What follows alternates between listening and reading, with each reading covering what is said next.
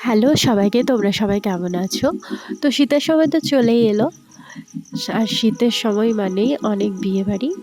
বিয়েবাড়ি মানেই সাজগোজ। আর আজকে আমি তোমাদেরকে একটা বিয়েবাড়ির মেকআপ লুক দেখাতে এসেছি। তোমরা এই লুকটা খুবই ইজিভাবে ক্রিয়েট করতে পারো তোমাদের যা প্রোডাক্ট আছে তা দিয়ে। তো এখানে আমি আর মিঠু গল্প করছিলাম যে আমরা এখনো পর্যন্ত একটাও বিয়েবাড়ির নিমন্ত্রণ পাইনি, তাহলে কি আমরা সাজতেও পাবো না? তো চলো আমি মেকআপ শুরু করছি। আমি যেমন মেকআপ শুরু করার আগে ফেসকে খুব ভালো করে ক্লিনজিং করে নিই। তো এখন আমি ক্লিনজার ইউজ করিনি, আমি এই ওয়েট ওয়াইপস দিয়েই ভালো করে আমার ফেসের যা ডার্ট পলিউশন আছে সেগুলোকে ভালো করে একেবারে ক্লিন করে নিচ্ছি। এরপর একটা ভালো ময়শ্চারাইজার, আমি এই শীতের সময় ময়শ্চারাইজার বলতে পন্ডসের যে ময়শ্চারাইজারটা থাকে আমি সেটাই বেশি প্রেফার করি। আমার স্কিনে ওটা খুব ভালোভাবে অ্যাবজর্ব হয় এবং আমার ওটা খুব ভালো মনে হয়। আর যেহেতু আমার স্কিনটা এই শীতের সময় অনেকটা ড্রাই হয়ে যায়, তাই এখন আমি কোনো টোনার ইউজ করিনি, জাস্ট ক্লিনজিং করে আমি ময়শ্চারাইজার ইউজ করেছি। এরপর চলে যাচ্ছি মেকআপের পার্টে, মানে প্রথমেই প্রাইমার ইউজ করছি। তো আমি ইনসাইটের এই প্রাইমারটা ইউজ করছি, এটা ম্যাটিফাইং প্রাইমার, কারণ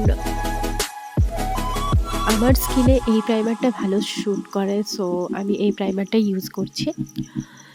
আর আমি পুরো ফেসে ইউজ করব না, আমি প্রাইমারের যেখানে যেখানে প্রয়োজন আছে, মানে পোর্স এরিয়া যেগুলোতে আছে ওপেন পোর্সের প্রবলেম সেগুলোতেই ইউজ করেছি। আর এখন আমি ওই ইনসাইড কসমেটিকেরই একটা কনসিলার প্যালেট থেকে কালার কারেক্টার ইউজ করে নিচ্ছি। অরেঞ্জ কালার কারেক্টারটা ইউজ করেছি কারণ আমি কিছুদিন ধরে অনেক অসুস্থ ছিলাম, তাই জন্য আমার একটু ডার্ক সার্কেল হয়ে গেছে এবং কিছু ডার্ক প্যাচেস পড়ে গেছে স্কিনে। তো তারপরে সেটার উপরে আমি একটা কনসিলার ইউজ করে নিচ্ছি। এই কনসিলারটা অনেকটা লাইট মনে হচ্ছে, কিন্তু এটা এতটাও লাইট নয়, বুঝতে পারছি না কেন এতটা লাইট দেখতে লাগছে। তো এই কনসিলারটা হচ্ছে সুইস বিউটির কনসিলার, আমি এই কনসিলারটা আজকে ইউজ করছি, তো বেশ ভালো।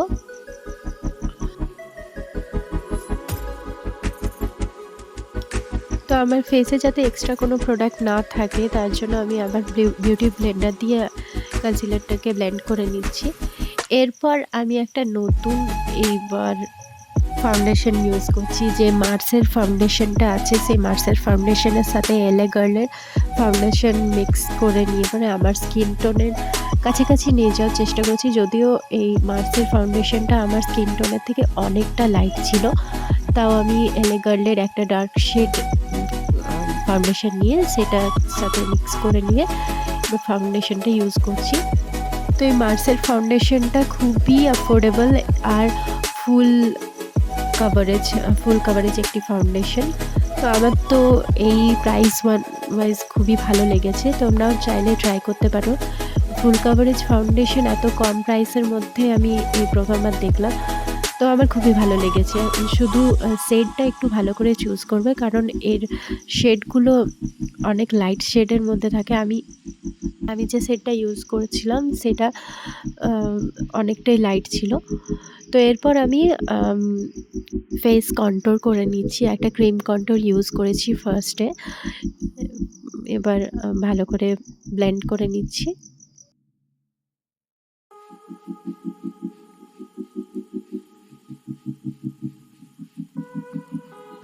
তো আমার ব্লেন্ড করা হয়ে গেছে কন্ট্রোর। এরপর আমি ইনসাইটেরই একটি বানানা পাউডার আছে, সেই বানানা পাউডারটা ইউজ করছি এখানে। আমি এক্সেস পাউডার ইউজ করব না, যেহেতু শীতকাল আর আগেই বলেছি আমার স্কিনটা অনেকটা ড্রাই হয়ে যায় এই সময়, তার জন্য বেশি পাউডার ইউজ করলে সেটা পরে মেকআপটা দেখতে ভালো লাগে না। তো এরপর আমি একটু পাউডার কন্ট্রোরিংও করে নিচ্ছিলাম। পাউডার কন্ট্রোরটা সুইস বিউটির একটা প্যালেট থেকে আমি ইউজ করেছি। তো এরপর আমি ব্লাশ ইউজ করে নিচ্ছি। তো আমি এখানে পাউডার ব্লাশ ইউজ করছি, পাউডার ব্লাশটা সুইস বিউটির প্যালেট থেকে। তো আজকের বেশিরভাগ মেকআপ প্রোডাক্ট আমার সুইস বিউটি, ইনসাইড কসমেটিক্স এগুলোর মধ্যে থেকেই আছে।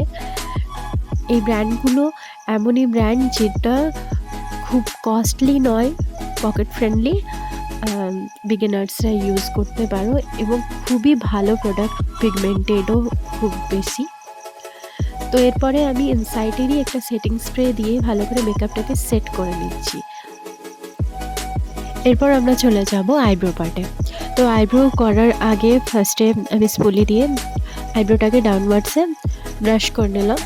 এরপর একটা অ্যাঙ্গুলার ব্রাশ দিয়ে ভালো করে আইব্রোটাকে ফিল করে নিচ্ছি। তো আমি আইব্রো ফিল করার জন্য পাউডার আইব্রো ফিলার ইউজ করেছি এখানে, কারণ পমেড ইউজ করলে আমার খুব বেশি ড্রামাটিক মনে হয়, তাই জন্য আমি আইব্রো ফিল করার জন্য পাউডারই ইউজ করে থাকি। আর এখানে এই প্যালেটটা থেকে আমি একটা পিচ টাইপের কালার নিয়ে সেটাকে আমার আইলিডে দিচ্ছি। আবার আইলিডে দিয়ে দিলাম। ভালো করে ব্লেন্ড করতে হবে। আই শ্যাডো যত ভালো করে ব্লেন্ড হবে আই লুকটা তত ভালো দেখতে লাগবে। তো এরপর আমি একটা ইয়েলো কালার নিয়েছিলাম, সেটা দিয়ে ভালো করে পিচ কালারটাকে ব্লেন্ড করে নিলাম। এরপর এই সিমার কালারটা নিয়ে আমার ইনার কর্নার থেকে আউটার কর্নারের দিকে ভালো করে দিয়ে নিচ্ছি। তারপরে আবার এই হাইলাইটারটা বেস্ট হাইলাইটার, আমার খুবই পছন্দের একটা হাইলাইটার। তোমরাও চাইলে এটা ইউজ করতে পারো। এটাও সুইস বিউটির হাইলাইটার, কিন্তু খুবই ভালো আর অ্যাফোর্ডেবল। তো আগেই বলেছিলাম যে এই ব্র্যান্ডগুলো এমনই হচ্ছে যে খুবই অ্যাফোর্ডেবল কিন্তু প্রোডাক্ট খুবই ভালো। যারা বিগিনার তারা এই প্রোডাক্টগুলো ইউজ করতেই পারো তোমাদের প্র্যাকটিসের জন্য। এরপর আমি আমার যে হাই পয়েন্টগুলো আছে সেগুলোতে ভালো করে হাইলাইটারটা ইউজ করে নিলাম। এরপর আইলোকে তেমন কিছু রাখিনি, শুধু আইলাইনারটা দেব। আইলাইনারটা খুবই থিন রেখেছি, কারণ আমি জানি না, আমার মনে হয় যে আমার আয়ে খুব বেশি মোটা করে আইলাইনার পরলে ভালো লাগে না। তারপর আমি এই মাস্কারা ইউজ করে নিচ্ছি।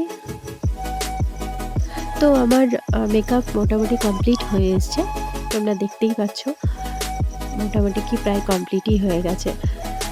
তো আমি লোয়ার ল্যাশ লাইনেও ভালো করে আই শ্যাডো দিয়ে নিলাম। এরপর লিপস্টিক, আমি ইন ক্যামেরা লিপস্টিক ইউজ করতে পারি না, সো অফ ক্যামেরা আমি এই লিপস্টিক সেটটা দুটো কালার মিক্স করে তৈরি করেছি। তো তোমরা প্লিজ জানিও তোমাদের এই মেকআপ লুকটা কেমন লেগেছে, আর please do subscribe, like, share and comment.